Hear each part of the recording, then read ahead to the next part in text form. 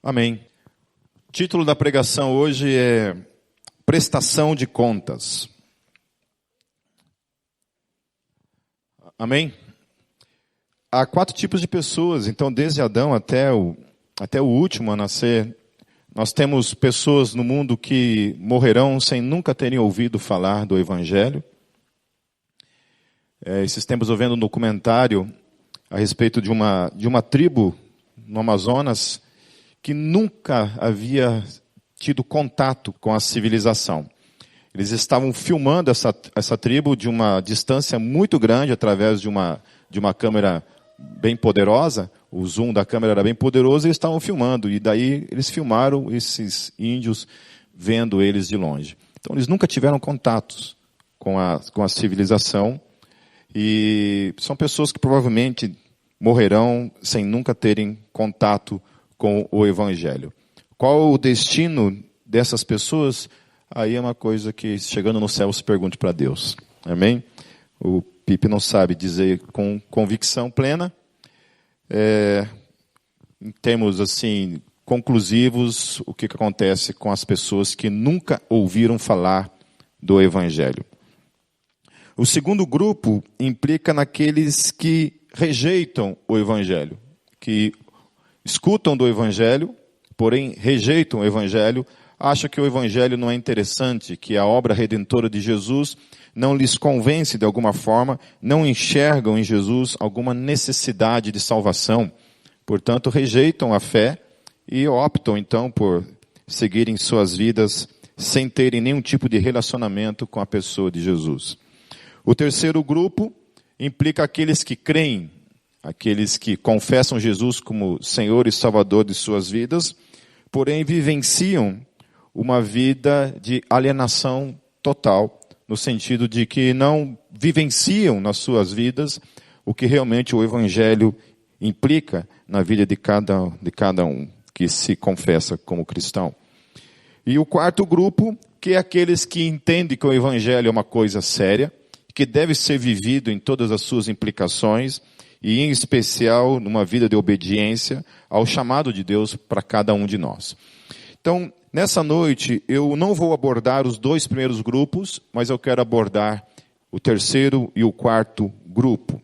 Por isso, prestação de contas, porque vai abordar essa questão da parousia. Para quem não sabe o que é parousia é a vinda de Jesus, a segunda vinda de Jesus. Quando Jesus voltar, nós teremos que prestar contas a Deus com as nossas vidas.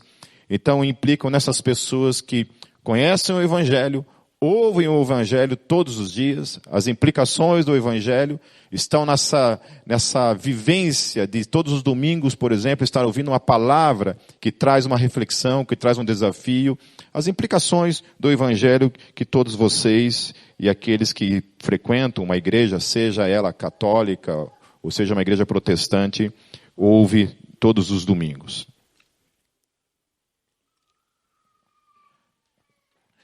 Então, novamente, para contextualizar vocês, Jesus estava na sua última semana, antes da sua crucificação. No contexto anterior, antes de eu citar o texto para vocês, no contexto anterior, Jesus ele estava abordando a questão do fim de todas as coisas. Haviam perguntado para ele, Jesus, como será o fim de todas as coisas? Jesus começou então a falar que algumas coisas iam acontecer antes do fim. Antes que ele voltasse novamente para julgar a humanidade, haveriam algumas coisas que aconteceriam. Então ele falou sobre o surgimento de falsos profetas, profetas que diriam, olha, Jesus está ali, demarcando lugares onde provavelmente ele estaria quando acontecesse essa volta, né? Outros falando datas exatas de quando ele voltaria, e ele começa a abordar então que ninguém sabe o dia, ninguém sabe a hora, ninguém sabe o momento, e também não tem um lugar específico, porque a Bíblia fala que todo olho verá, toda a terra verá, todos aqueles que estiverem vivos verão Jesus quando ele voltar. Fala de guerras, que haverão muitas guerras, por isso que cada geração entendia que Jesus estava voltando na sua geração. Desde a primeira geração de cristãos, acreditava-se que Jesus voltaria naquela geração. Porque as coisas aconteciam, eles interpretavam, em especial, o livro de Apocalipse, entendiam que aquelas coisas estavam acontecendo no seu contexto histórico, na sua geração, e pensava-se que Jesus voltaria naquela geração, e, porém, até agora, isso não aconteceu. Porém, vai acontecer segundo a nossa fé.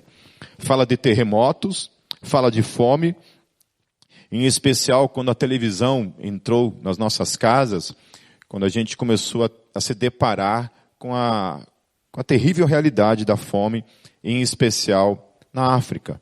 Eu lembro que nos anos 80, quando a gente assistia um jornal, quando a gente assistia alguma coisa de tragédia, e apareciam as crianças na Etiópia em especial, né, que a gente começou a ler nas revistas, né, aquelas fotografias, aquelas imagens daquelas crianças cadavéricas, né, crianças realmente morrendo de fome. É uma realidade que a humanidade, a fome sempre esteve acompanhando a humanidade, a gente estava aí lidando com a fome, mas a gente nunca se deparou de uma maneira assim tão dentro de casa isso, né, o tempo todo isso acontecendo. E a fome está aí, né, ainda está aí. Muita gente ainda passa fome no mundo. Jesus também fala a respeito da destruição do templo, que o templo seria destruído. Ele profetiza isso, ele fala, olha, o templo vai ser destruído.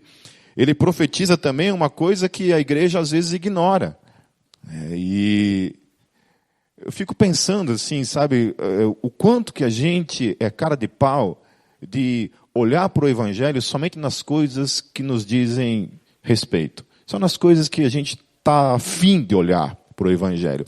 Então a gente olha para aquelas coisas que são legais no Evangelho, mas aquelas coisas que o Evangelho fala como realidade para a nossa vida também, que está ali no Evangelho, a gente vira as costas, a gente ignora, a gente dá as costas para isso. Por exemplo, uma coisa que Jesus falou e deixou claro que isso iria acontecer com a sua igreja, é que a sua igreja seria perseguida. Se Jesus falou que a sua igreja seria perseguida,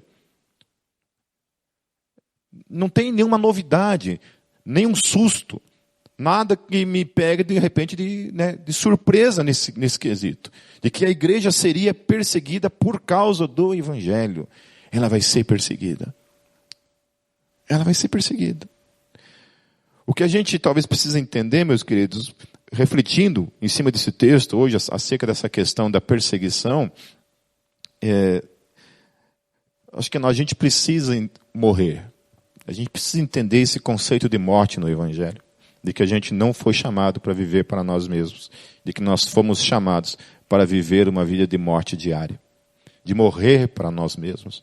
Que nós não temos direitos que já não foram conquistados por Jesus na cruz. E todos esses direitos dizem respeito a uma posição em que nós estamos em Cristo Jesus e que estão ligadas às questões da eternidade. Mas enquanto estamos aqui na terra, isso é fato. A igreja vai ser perseguida. Quando o mundo começa a aplaudir a igreja, a gostar da igreja, a julgar, por exemplo, que o evangelho é uma coisa da moda, como aconteceu no final dos anos 80 e início dos anos 90, onde ser evangélico nesse país se tornou moda. Então muita gente veio para o evangelho e a igreja evangélica no país chegou a 30%, 40% da população brasileira, mas um monte de gente cujo caráter não tinha transformação alguma. Um monte de gente que desconhece a cruz, um monte de gente que não morreu. Veio com a sua carnalidade vivinha da Silva e permanece viva até hoje, e muitos foram ficando pelo caminho. Foram ficando pelo caminho. Então, para exemplificar também essa questão da prestação de contas, Jesus ele conta 3 parábolas. Eu não vou falar sobre cada uma em específico, mas uma delas, por exemplo, é a parábola das 10 virgens, onde ele conta a história de 10 virgens que estão prometidas em casamento para o noivo. O noivo, nesse caso, é o próprio Senhor Jesus. Ele está exemplificando essa parábola para dizer a respeito dele, com a relação com aquilo que a gente chama de igreja, ou supostamente igreja. E ele fala dessas 10 virgens, ele fala que 5 delas eram imprudentes, né, eram insensatas e 5 delas eram prudentes. Eu achei interessante que eu fui dar uma olhada no significado de insensatez, que 5 delas eram insensatas.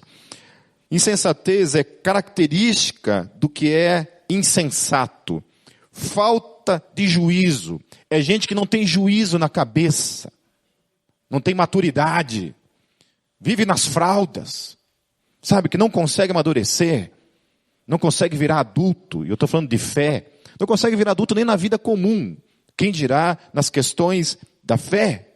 Quando Paulo era perseguido, quando Paulo apanhava, ele não ficava chorando, meus queridos. Ele não ficava chorando. Paulo olhava para aquilo e ele falava assim: eu sou prisioneiro de Jesus. Nos momentos em que eles apanhavam, eles saíam jubilosos porque se acharam dignos de terem apanhado por causa do nome de Jesus. Encarava a vida com essa maturidade. Entendia que a vida mesmo de um cristão não seria fácil. Que a gente ia sofrer, que a gente ia apanhar por causa do Evangelho. Essas eram as implicações do Evangelho.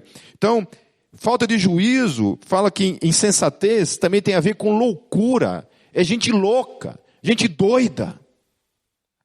Fala que essas 5 noivas, elas eram assim. A outra coisa que falta de bom senso.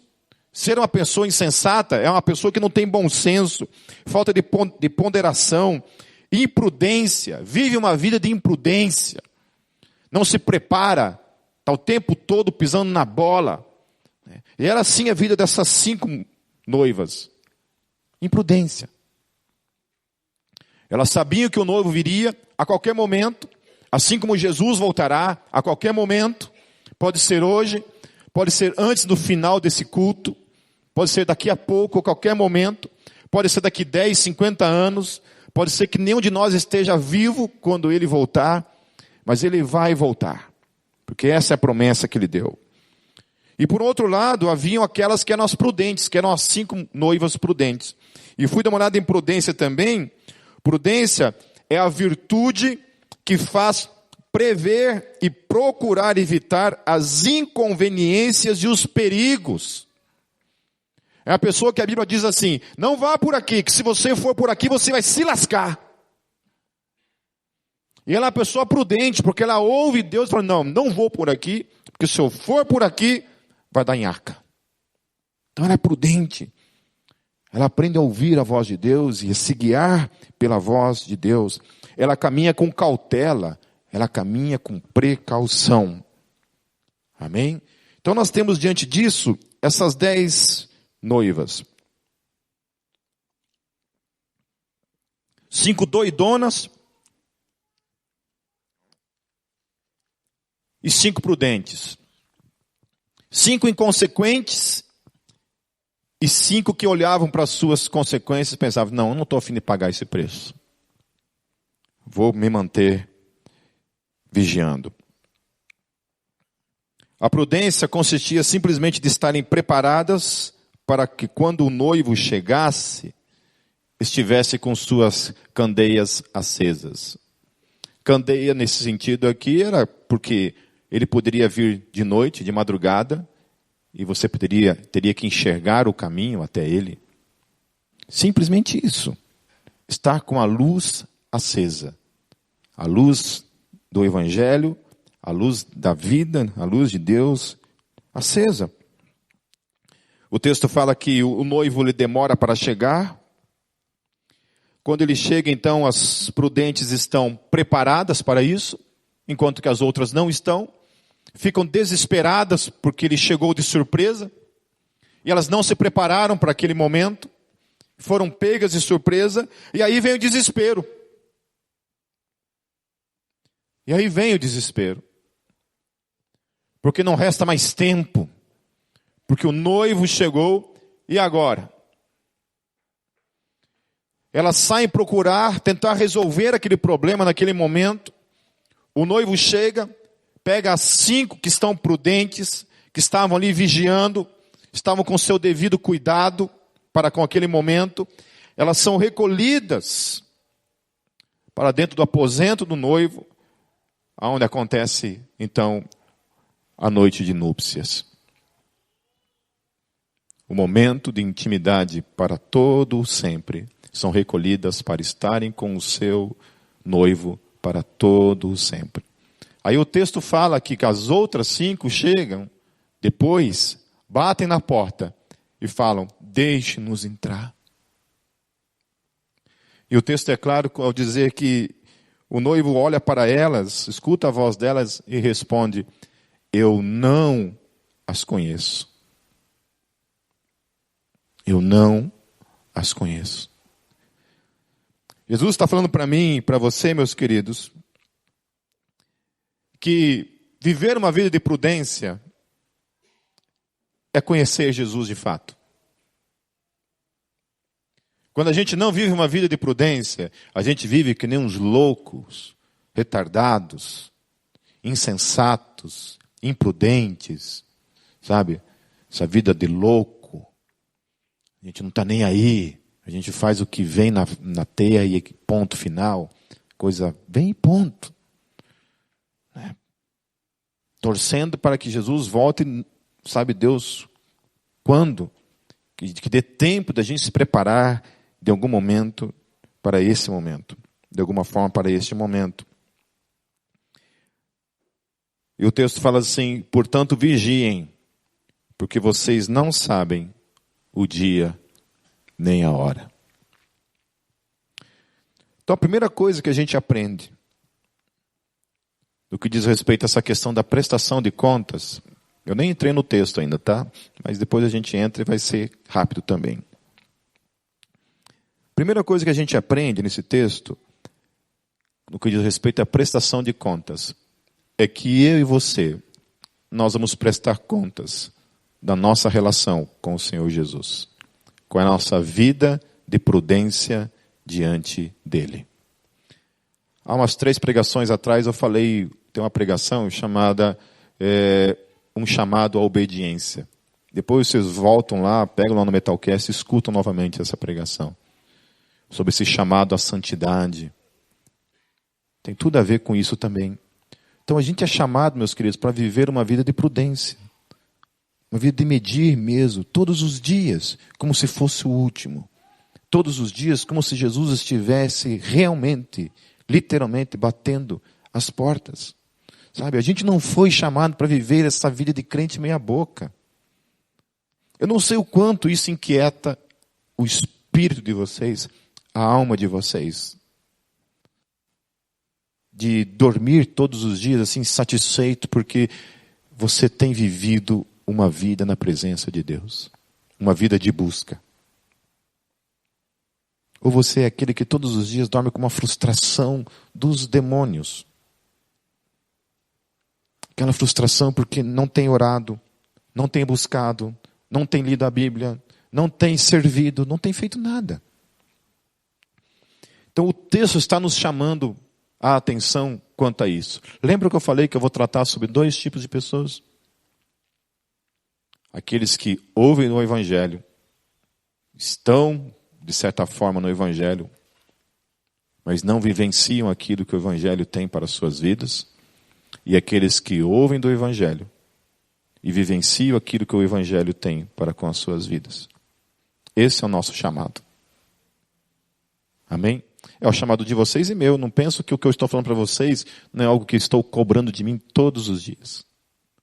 Trago sobre a minha vida essa cobrança. A cobrança de que preciso viver uma vida de prudência, uma vida de busca diariamente. Se a gente consegue, aí é outra conversa. Mas nós temos que buscar isso, em nome de Jesus. Amém? Fale amém. Se você falou amém, você lascou.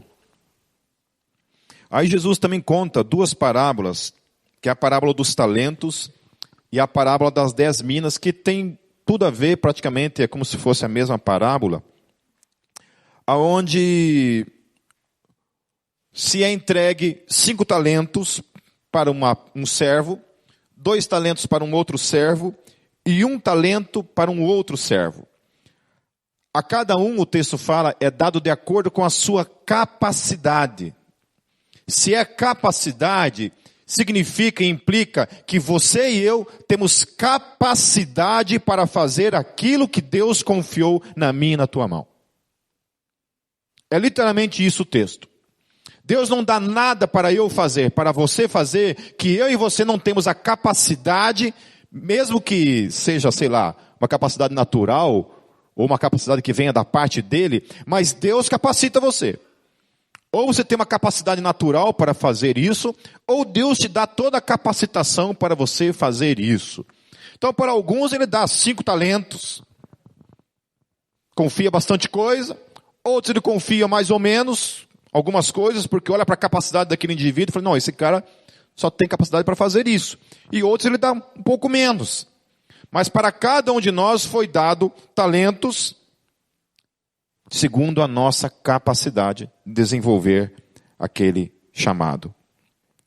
Aí o texto fala que aquele que pegou 5 multiplicou para 10. Aquele que pegou 2 também multiplicou. E aquele que pegou 1 talento apenas, guardou aquilo, enterrou aquele talento, não desenvolveu aquele talento, escondeu o seu talento. Por motivos, como a gente tem motivo, né?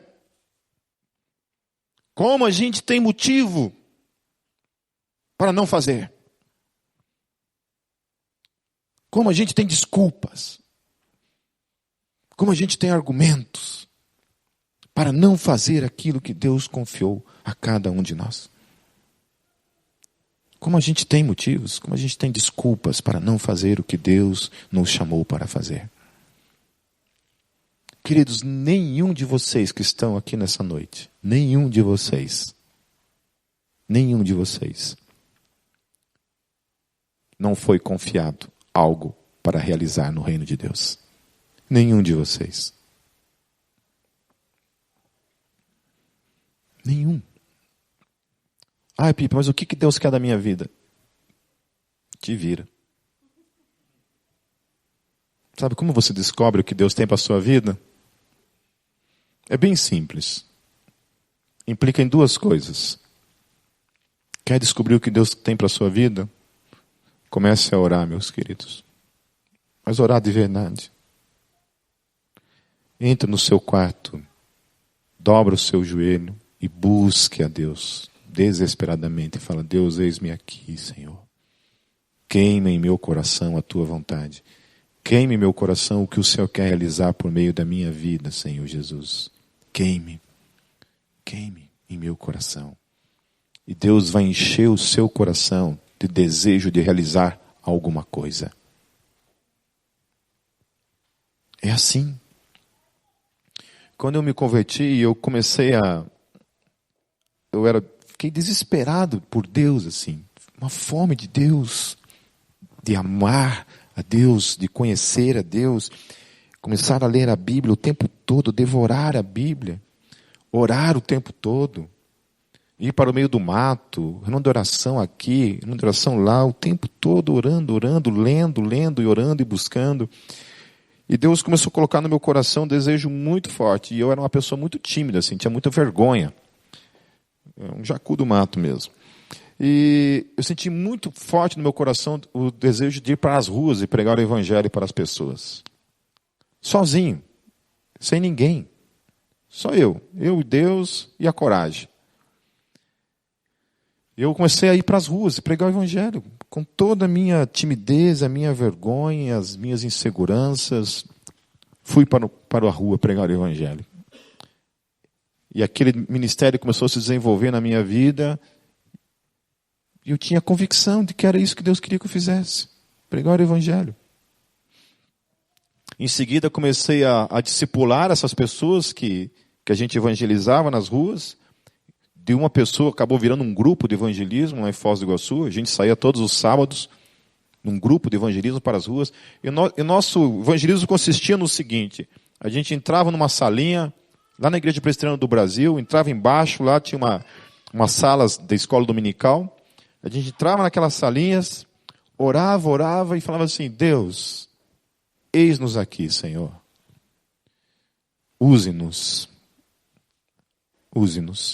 Nós estamos aqui, queremos ser instrumentos nas tuas mãos. E saímos dali, pelas ruas. E era interessante porque, no momento em que a gente saía dali, nas ruas, a gente tinha um alvo, um lugar específico onde a gente ia, que eram os bares lá onde ficavam os headbangers e os punks lá em Foz do Iguaçu, e a gente ia para aquele lugar. E no trajeto a gente se deparava com pessoas que nos paravam e, de alguma forma, de modo sobrenatural, Deus ia colocando pessoas nos nossos caminhos para que a gente pregasse o Evangelho. E isso acontecia o tempo todo. Eu poderia ficar contando para vocês várias e várias histórias de pessoas que nos pararam e a gente pôde pregar o Evangelho. Algumas coisas bem engraçadas, inclusive, aconteciam. Eu não vou contar hoje aqui, senão eu vou ficar até amanhã. Mas é isso, a obediência manifesta o dom. Então a primeira coisa é isso, busque a Deus. E a segunda coisa, quando queimar no teu coração, vai e faça. Não enrole. Faça. Ah, mas eu tenho vergonha. Eu também tinha. Pipa, eu tenho uma vontade de sair pregar o Evangelho para prostitutas nas ruas, para a galera lá no Largo da Ordem, sei lá, na Rua 15, no meu bairro, na minha faculdade, na minha escola. Eu tenho uma vontade de fazer, mas eu tenho vergonha. Sabe? Eu também tinha, queridos. Muita vergonha. Tinha muita vergonha. Até hoje, se eu for fazer evangelismo de rua hoje, eu tenho um certo receio de chegar nas pessoas. É difícil. Mas Deus pode usar a tua vida. Então, a segunda coisa diz respeito também a essa questão. Então, esse julgamento que acontecerá quando nós formos prestar contas para Deus dos nossos talentos, daquilo que nos foi confiado, diz respeito a isso, então. Primeira coisa, diz respeito à minha vida de prudência e à minha vida de intimidade com Deus. O quanto eu e você temos buscado a Deus e vivido uma vida coerente com o Evangelho na nossa vida, no dia a dia. E a segunda coisa, então, vivenciar uma vida de obediência daquilo que Ele confiou na minha e na tua mão. E agora eu quero que vocês abram finalmente suas Bíblias no Evangelho de Mateus, capítulo 25, a partir do versículo 31.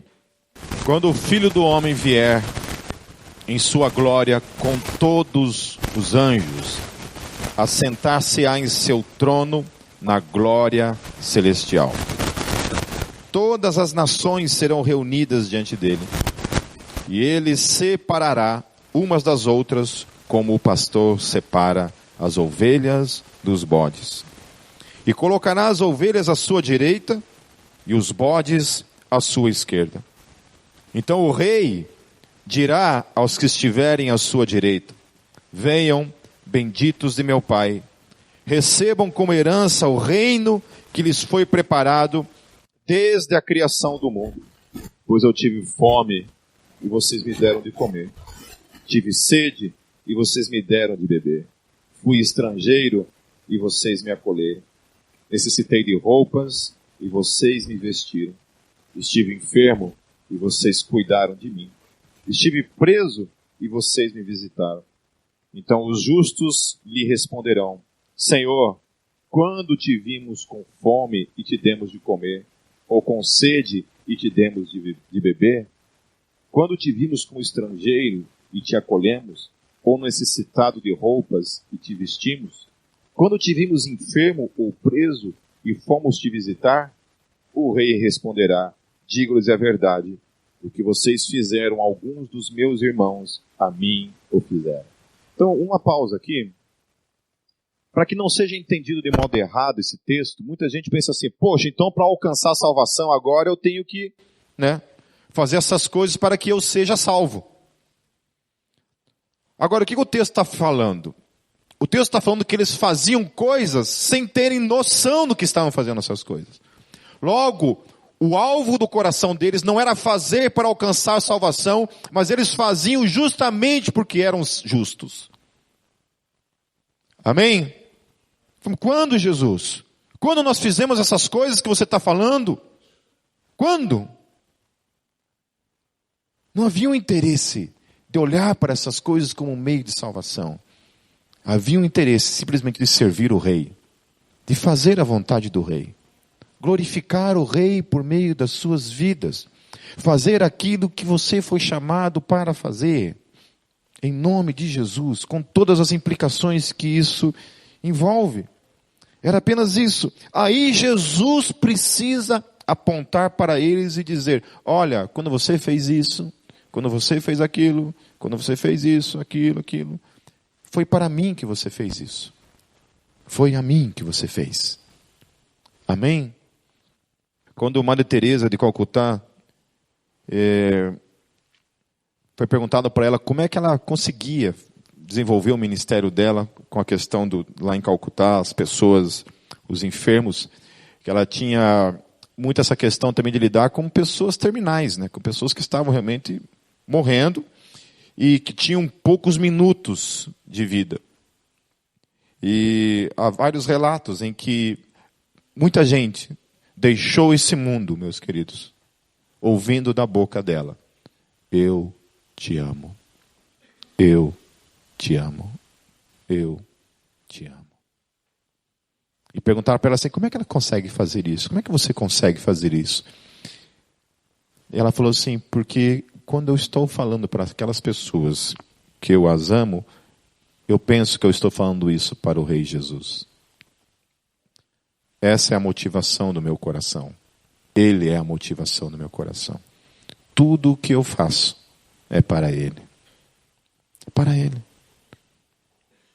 Você nunca ouviu da boca dela que ela fazia algo nesse quesito, pensando que por meio dessas coisas ela receberia algum tipo de graduação, algum tipo de salvação especial?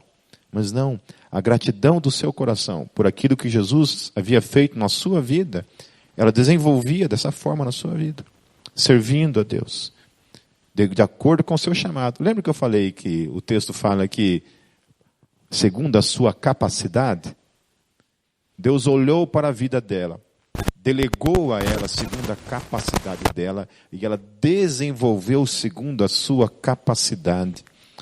Deus olhou para ela e falou assim: ela é a pessoa que tem a capacidade para desenvolver isso. E ela desenvolveu. E ela desenvolveu. Continuando o texto, versículo 41. Então ele dirá aos que estiverem à sua esquerda: malditos, aparte-se de mim para o fogo eterno, preparado para o diabo e os seus anjos. Pois eu tive fome e vocês não me deram de comer. Tive sede e nada me deram para beber. Fui estrangeiro e vocês não me acolheram. Necessitei de roupas e vocês não me vestiram. Estive enfermo e preso e vocês não me visitaram. Eles também responderão: Senhor, quando te vimos com fome ou com sede, ou estrangeiro, ou necessitado de roupas, ou enfermo ou preso e não te ajudamos? Ele responderá: digo-lhes a verdade, o que vocês deixaram de fazer, alguns desses mais pequeninos, também a mim deixaram de fazê-lo. E estes irão para o castigo eterno, mas os justos para a vida eterna. Eu quero observar duas coisas aqui. A primeira é que o primeiro grupo de pessoas a quem Jesus se refere, Jesus chama de justos. Esses justos não tinham muita noção do que estavam fazendo, mas estavam fazendo coisas segundo o seu chamado. Segundo aquilo que lhes foi confiado, eles fizeram sem olhar muito, sem saber muito, mas eles estavam servindo o rei no seu dia a dia, porque viviam duas coisas. E aí eu quero que você saia daqui nessa noite, meus queridos. Quero que vocês saiam daqui dessa noite com isso bem claro na mente. Primeira coisa é que tinha uma vida de intimidade com Jesus. Para você saber o que Jesus quer, ter essa sensibilidade para com o mundo, essa sensibilidade para com o necessitado, essa sensibilidade até mesmo para perceber questões ligadas ao pecado e viver uma vida de prudência, é necessário uma vida com Jesus, de intimidade, de busca, de oração. E a segunda coisa diz respeito então a obedecer. Sem obediência não tem jeito. Nós não fomos chamados para sermos somente ouvintes, mas temos que ser praticantes da palavra. Então, e quando se refere aos outros, ele chama eles de malditos. Jesus literalmente amaldiçoa a vida dessas pessoas que estão dentro da igreja, ouvem o evangelho todo o tempo e não tem uma atitude diante disso. Sua vida não muda, o caráter não muda, a conduta não muda, a busca não muda, a vida de servir não muda, vive centrado no próprio umbigo, olhando para si mesmo, não consegue olhar para os problemas dos outros. Aí o pessoal que tem feito evangelismo lá no Hospital das Clínicas, tem compartilhado algumas experiências, que tem feito visitas quinzenais no hospital, na ala de crianças, né, Rose? Crianças que estão fazendo tratamento de câncer, e só na descrição disso é uma coisa assim que eu não sei nem se eu tenho estrutura para entrar num lugar desse. Se eu já não fico por lá, já não tenho que internar por lá. Mas falando, né, do que a experiência que é estar ali se doando para viver essa experiência de amar essas crianças, de orar por essas crianças. Tem crianças que moram lá. O Gabriel uma vez teve que fazer uma cirurgia de emergência, e também no hospital lá a gente conheceu algumas crianças que estavam no hospital, no Pequeno Príncipe, e que estavam lá, viviam lá. Praticamente viviam lá no hospital. Desde que nasceram, não saíram do hospital, ficavam lá, vivendo. Sabe, então às vezes eu fico pensando nos meus problemas, né? O que eu tenho como desculpa para não servir a Deus? O ano de 2017 foi o pior ano da minha vida. Posso dizer isso com a boca cheia. O pior ano da minha vida. No fim das contas, quando terminou o ano, eu falei assim, olha, eu sou grato a Deus ainda, porque estamos vivos, né? Saúde, graças a Deus, e é isso aí.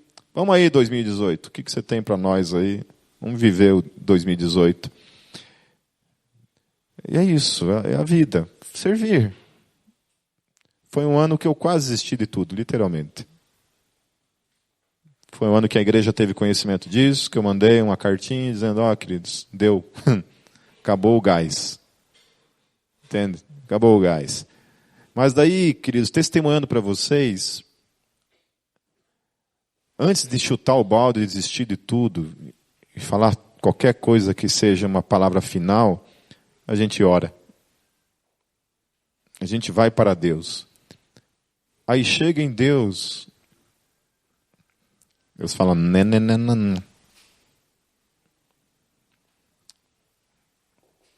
Não. Tá vivo? Tá. Tá com saúde? Tá. Respirando? Então, tá bom. Vamos em frente. Sei da tua dor, sei das tuas frustrações, sei do teu sofrimento, mas é isso daí. Chorou já? Chorei. Então tá. Engole o choro e vamos em frente. E nós vamos em frente. Até a hora em que Deus chegar e falar, chega. Chega. E o que eu tenho falado para as pessoas, assim, é que eu não sei quanto a vocês, mas esse negócio de morrer cedo não é muito minha praia, não. Porque eu sempre penso comigo assim, Senhor Jesus, que serventia eu tenho lá no céu. Tem tanta gente te adorando já aí. Para que eu? Né? Deixa eu aqui. Sério, até não ter dente mais na boca, a gente come uma chapa assim, e continua até o último suspiro servindo o rei. E aí eu não entendo, meus queridos, porque o meu desejo é esse. Servir a Deus até o último dia. Porque a vida aqui só tem sentido por isso. Eu vejo tanta gente que, meu Deus do céu, não está fazendo nada. Enterrando o seu talento. Sabe, Deus fazendo o quê?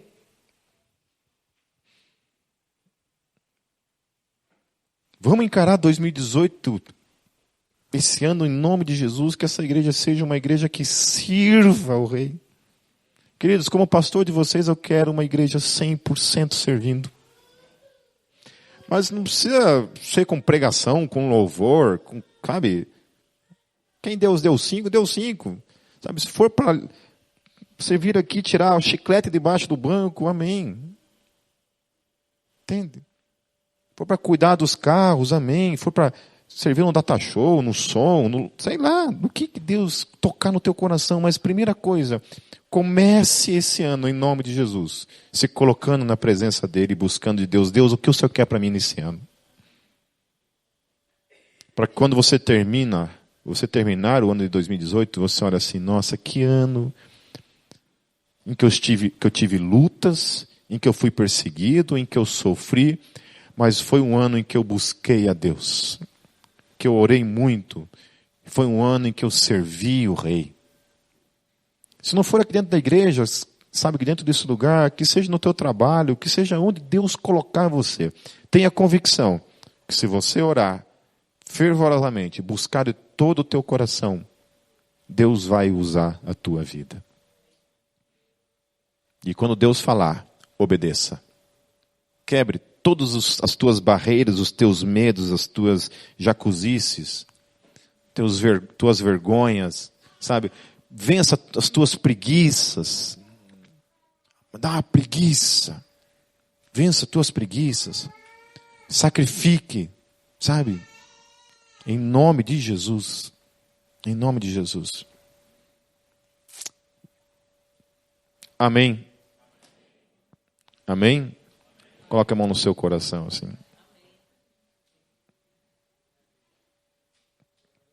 Repita comigo assim. Senhor Jesus, Tu és o dono da minha vida. Eu quero consagrar a minha vida ao Teu nome durante todo esse ano.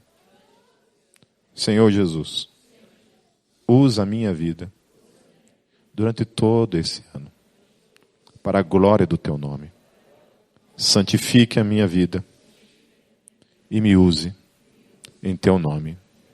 Amém. Amém, queridos? Vou chamar aqui na frente a pessoal da ceia.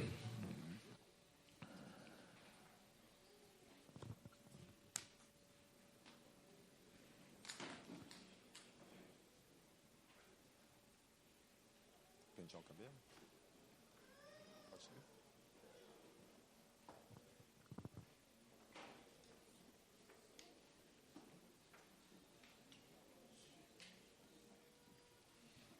Até o primeiro refrão, aí você fala alguma coisa, olha e tal, volta de novo. Eu vou orar para o pessoal pegar e consagrar os alimentos, daí eu vou começar a servir os alimentos. Daí quando estão servindo os alimentos, vocês tocam, entendeu? Deixa eu orar para consagrar os alimentos aqui. Senhor Jesus, nós queremos consagrar esses alimentos agora ao Teu nome. Amém. Não comam e não comem, não bebam antes de eu liberar. Amém? Pode servir.